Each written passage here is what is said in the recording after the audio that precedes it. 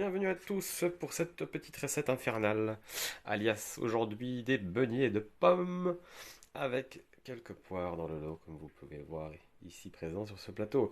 Alors première chose, on ne se lave pas les mains, on utilise bien entendu des produits périmés et on pèse rien.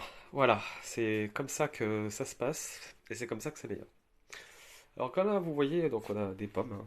Voilà, pas mal de pommes, on a des golden, on a les rouges, je sais plus comment elles s'appellent. Bref, mais on a quelques poires, on a des œufs, attention, surtout, plein air, messieurs, dames. Eco Plus, pareil, Eco Plus, j'en recommande vraiment Eco Plus. Les œufs sont quand même pas tout à fait les mêmes, hein. Comme vous voyez, regardez, ils brillent, ils sont magnifiques. Vous avez vu un petit peu. Plein air, hyper important. Du lait, bon voilà, préalablement ouvert, malheureusement, mais ça devrait être bon. Il y aura peut-être un petit goût de frigo, quoi. Je blague, bien sûr. Et du sucre en poudre. Voilà, voilà, on a fait le tour. Écoutez, je vais commencer par la première étape. Je vais mettre une petite pause, on se retrouve après. On va éplucher les pommes et les poires et les couper en petits morceaux. Allez, à tout de suite.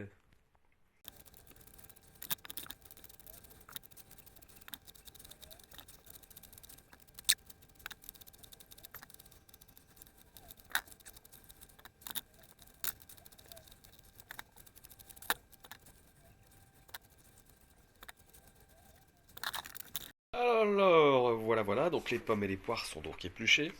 On va maintenant passer à la découpe. Allez, c'est parti.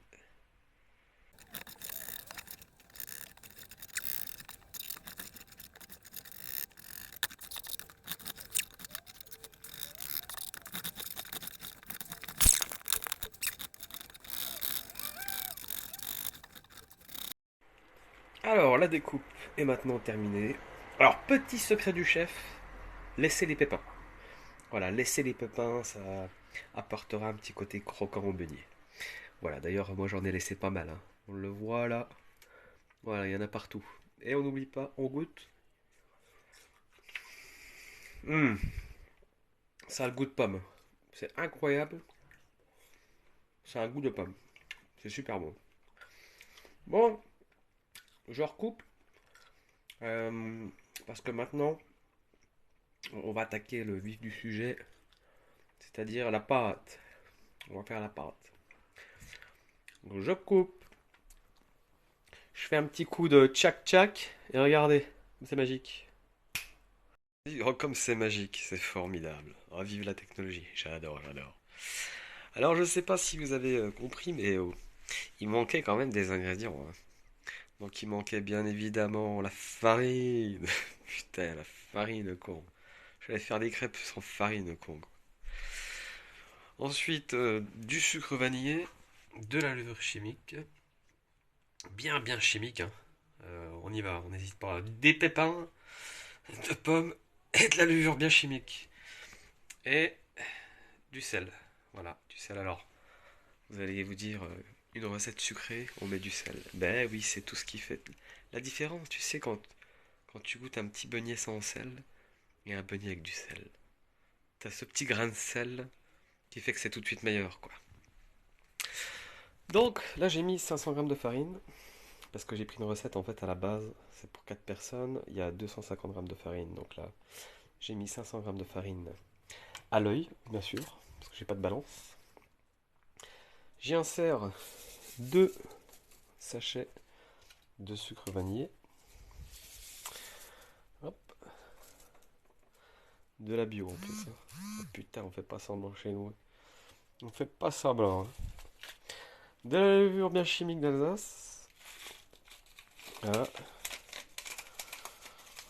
Ah, faut bien que c'est un petit goût industriel, hein.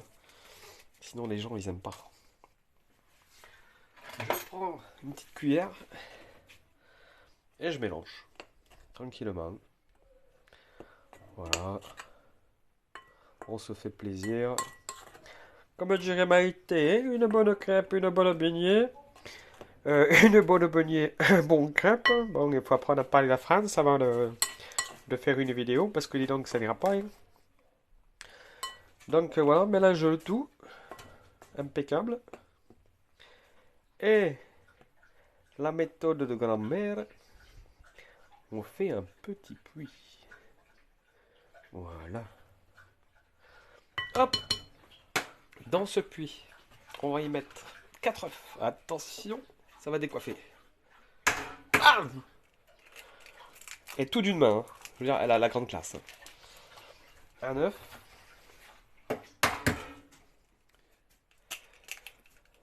2 œufs. 2 œufs ou 2 œufs? 3 œufs. Et le quatrième. Voilà. Ah là là, des beaux écoplus plein air, magnifique. Et les coquilles d'œufs, toujours à part dans la saladier séparée, comme dirait Philippe Etchebest. Parce qu'on n'oublie pas d'où vient le neuf. Eh oui, cela. Bon, je vais mélanger tout ça. Allez, je reprends tout de suite. Bon, voilà. Les œufs ont été plus ou moins mélangés à hauteur de 75%, allons dire. Et maintenant, ce qu'on va faire, on va ajouter le lait. Alors, je vais encore couper parce que c'est pas évident à une main de verser le lait et de mélanger en même temps, quoi. Sinon, peut-être que Pégase pourrait m'aider, mais bon, là, il dort. Voilà. Donc, allez, à tout de suite. Alors, voilà, le lait est donc bien acéré. On a une pâte homogène, sans grumeaux. Enfin, sans grumeaux. Il y en a peut-être quelques-uns qui se bataillent en duel. Du coup, maintenant, on va insérer nos pommes et nos poires à l'intérieur. Donc, il y en a beaucoup, hein. Il y en a beaucoup, mais il faut être généreux dans la vie. Il faut être généreux. Voilà, de la générosité. On va peut-être pas tout mettre non plus. Oh là là, j'en fous partout. Voilà. Là, on mélange ça bien comme il faut. Bon, ça ressemble à rien pour l'instant. Et à côté, j'ai donc. Oh là là, le bordel là-dedans. J'ai donc préchauffé mon four. Et vous allez vous dire pourquoi une cuisson au four? Bah parce que tout simplement je n'ai plus de gaz. Donc à la guerre comme à la guerre, on va cuire nos beignets au four. Donc écoutez, eh ben, ça sera l'avant-dernière partie. Je vous reprends quand c'est fini. Quand les beignets, voilà, ils seront bien cuits, avec du sucre dessus, prêts à être dégustés, prêts à s'engloutir dans le gosio. Oh là là là là là là là là là là là là. Bon voilà, allez, à tout à l'heure.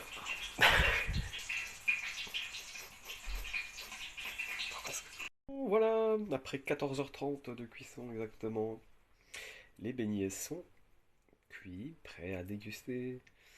Alors la forme n'est pas très originale, je vous l'avoue, mais j'avais pas trop le choix. La cuisson au four, pas facile, mais bon, on s'en sort. Voilà, écoutez, j'espère que cette petite recette vous aura plu. On se retrouve pour de nouvelles aventures. N'oublie pas, tu likes, tu t'abonnes, tu partages. Tu connais l'histoire. Allez, plein de bisous et bon appétit. Ciao, ciao.